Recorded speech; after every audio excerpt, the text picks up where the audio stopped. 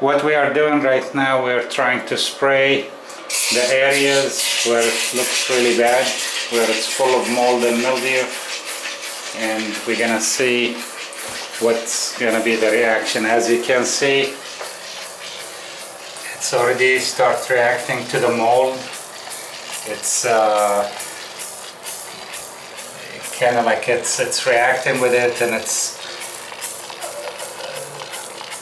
bubbling and foaming.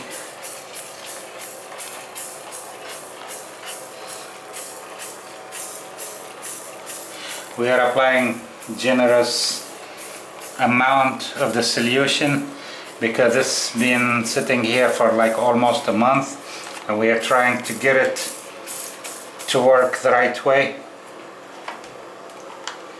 Of course, with the solution, I mean, there is no smell or anything like that. You can spray it in the crannies, crevices, whatever you have mold.